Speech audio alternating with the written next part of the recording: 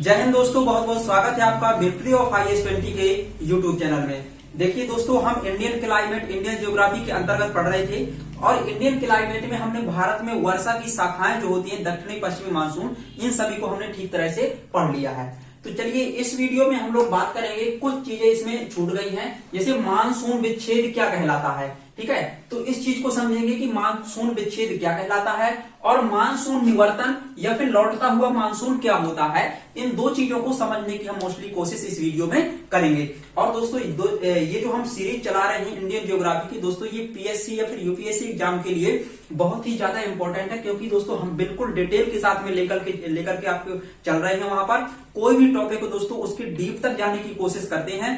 तो दोस्तों यदि वीडियो पसंद आए तो वीडियो को लाइक, सब्सक्राइब, चैनल को जो कुछ भी करना है आप अपने हिसाब से करते रहिए। चलिए इसको समझने की कोशिश करते हैं। देखिए मानसून विच्छेद क्या होता है, पहले तो ये समझिए।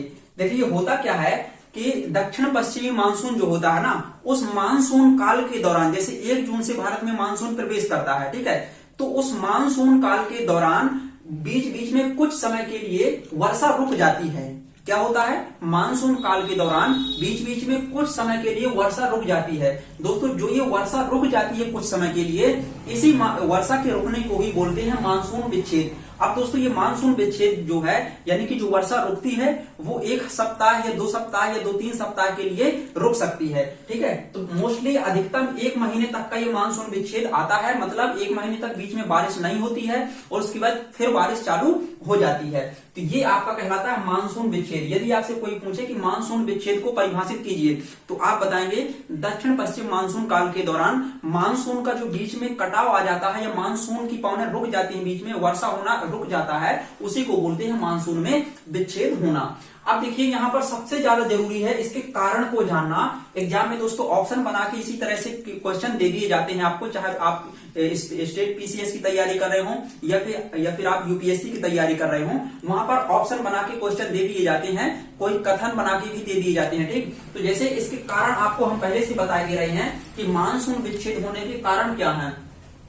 देखिए पहला कारण है उष्ण कटिबंधीय चक्रवातों की संख्या में कमी आ जाना। जब दोस्तों मानसून के दौरान उष्ण कटिबंधीय जो चक्रवात उत्पन्न होते हैं महासागरों में, अगर वो चक्रवातों की संख्या में कमी आ जाती है तो उस टाइम के लिए कुछ समय तक वर्षा रुक जाती है, जिसे मानसून विच्छेद कहते हैं। ठीक, तो चक्रवातों की संख्या में कमी आ जाना यह भी एक कारण हो सकता है।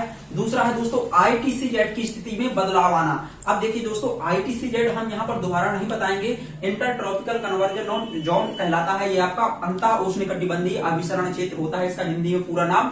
दोस्तों पिछले वीडियो में हम ITCZ के बारे में बहुत ही डिटेल से बता चुके हैं कि जैसे जैसे सूर्य उत्तरायण होता है तो ITCZ भी उत्तर की तरफ जाने लगता है, जैसे ही सूर्य दक्षिणायन यानी कि साउथ साइड में जाता है तो ITCZ भी सूर्य के साथ में ही दक्षिण की ओर चलने लगता है। एक्चुअली दोस्तों जो ITCZ है यह कुछ और नहीं है बल्कि एक गर्म पट्टी होती है, गर्म बेल्ट होती है, जहां पर सूर्य की किरणें सबसे ज्यादा पड़ती हैं। तो जैसे जैसे सूर्य की किरणें ऊपर जाएंगी तो ITCZ यानी कि गर्म वाली बेल्ट ऊपर चली जाएगी, जैसे जैसे सूर्य की किरणें दक्षिण की ओर जाएंगी तो ITCZ भी दक्षिण की ओर चली जाएगी। तो ITCZ की स्थिति में यदि दोस्तों बार बार बदलाव आता है तो मानसून विच्छेद उत्पन्न हो जाता है। तीसरा इसका कारण है आर्द्र पवनें तट के समानांतर होना। आर्द्र पवनों का तट के समानांतर होना। देखिए दोस्तों जो पश्चिमी घाट पर्वत है ना, जब पश्चिमी घाट पर्वत में एक्चुअली ये कंडीशन उत्पन्न होती है कि जो आर्द्र पवनें होती हैं वो कभी कभार तट के समानांतर हो जाती हैं। जैसे मान लीजिए कि ये है भारत का तट, ये पश्चिमी तट, ठीक, तो यहाँ पर ही आर्द्र पवनें जो होती है समानांतर हो जाती हैं। जब दोस्तों समानांतर हो जाती हैं तो रुक नहीं पाती हैं, इनमें ठहराव नहीं आता है पवनों में, जिस कारण से वर्षा नहीं हो पाती है। तो ये तीसरा कारण है आर्द्र पवनों का तट के समानांतर हो जाना। ठीक, चौथा कारण है तापमान की विलोमता। देखिए ये कंडीशन अधिकतर राजस्थान साइड उत्पन्न होती है, तापमान की विलोमता। तापमान की विलोमता शब्द का अर्थ समझ रहे हैं आप? तापमान की विलोमता क्या कहलाता है? एक्चुअली आप जानते हैं कि जैसे हम नीचे से ऊपर की ओर जाते हैं तो तापमान घटता जाता है, ये सामान्य नियम है, एकदम सीधा सा है। अगर नीचे से ऊंचाई बढ़ाएंगे तो तापमान घटता जाएगा, लेकिन कभी कभार क्या होता है ऊंचाई बढ़ने के साथ साथ में तापमान भी बढ़ने लगता है, तो इसको बोलते हैं दोस्तों तापमान की विलोमता। ठीक है, तो राजस्थान साइड अधिकतर तापमान की विलोमता हो जाती है, जिसके कारण से मानसून विच्छेद उत्पन्न हो जाता है। तो ये बात आपको समझ में आ रही है कि मानसून विच्छेद क्या कहलाता है। ठीक, तो 4 ये कारण है मानसून विच्छेद होने के, और ये छोटा सा टॉपिक था मानसून विच्छेद। अब देखिए मानसून का निवर्तन क्या कहलाता है, इसको समझिए। दोस्तों जो मानसून का विच्छेद है इसमें केवल 4 कारण आपको याद रखने हैं, 1 2 3 4 यही पूछ लिए जाते हैं कभी कभार एग्जाम में, और इसके अलावा इसमें कोई भी ऐसी इंपॉर्टेंट चीज नहीं है, जो भी है तो हमने बता दी है। ठीक, मानसून निवर्तन या लौटता हुआ मानसून, ये भी पूछा जाता है कि लौटते हुए मानसून के कारण से भारत में निम्नलिखित में से कौन से स्थान पर बारिश होती है।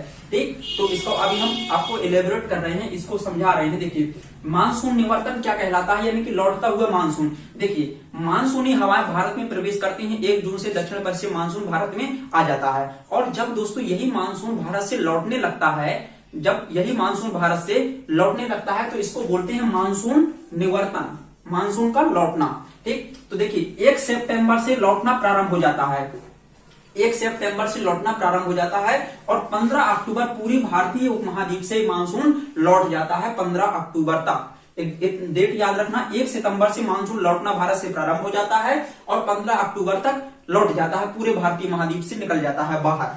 ठीक, देखिए सबसे पहले राजस्थान से लौटना स्टार्ट करता है। देखिए आपको मैं बता दूं कि राजस्थान जो है ना, राजस्थान में सबसे लास्ट में मानसून पहुंचता है। राजस्थान में मानसून जो है वो सबसे लास्ट में पहुंचता है, और तुरंत वहीं से सितंबर के महीने में पहुंच पाता है, और सितंबर के फर्स्ट वीक से ही लौटना प्रारंभ उसका हो जाता है। यानी कि मानसून में जो वर्षा की अवधि होती है, मानसून के ठहराव की जो अवधि होती है वो सबसे कम होती है, इस कारण से भी राजस्थान सूखा रह जाता है। ठीक, तो राजस्थान से लौटता है, सितंबर के फर्स्ट वीक से ये लौटना प्रारंभ कर जाता है, और 15 अक्टूबर तक पूरे भारत से बाहर निकल जाता है, तमिलनाडु के नीचे तक।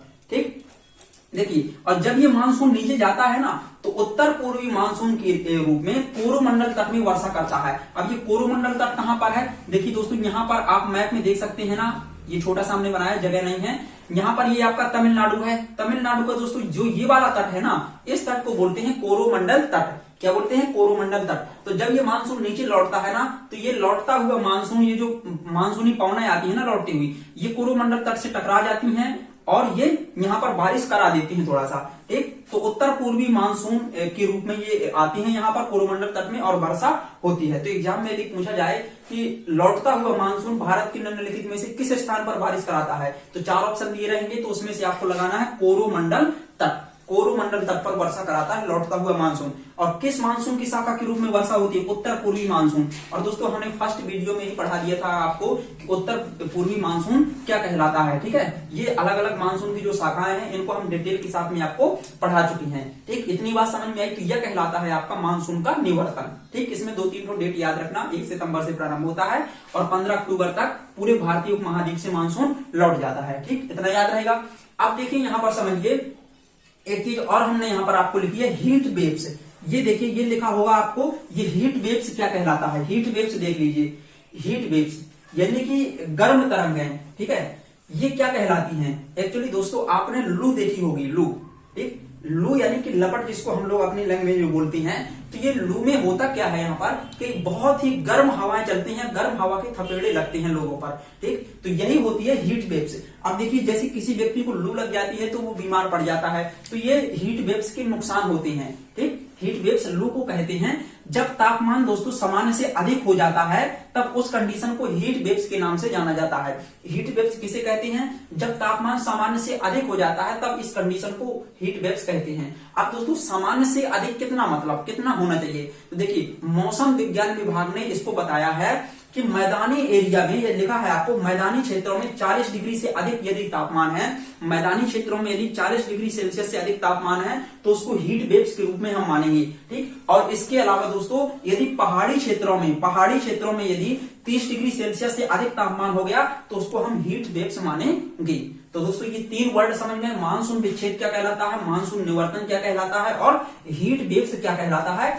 यही आज के टॉपिक का नाम है, मानसून विच्छेद, मानसून में निवर्तन और हीट वेव्स। ठीक, तो मैदानी क्षेत्रों में यदि 40 डिग्री सेल्सियस से अधिक ताप बढ़ता है तो उसको हीट वेव्स मान लेंगे, और यदि पहाड़ी क्षेत्रों में यानी कि उत्तराखंड साइड या फिर दार्जिलिंग सिक्किम साइड में यहाँ पर अगर यदि 30 डिग्री सेल्सियस से तापमान अधिक बढ़ रहा है तो उसको हम हीट वेव्स मान लेंगे। ये मौसम विज्ञान विभाग के अनुसार तय किए गए हैं ये मानक। ठीक, तो दोस्तों इस वीडियो में हम इतना ही पढ़ेंगे।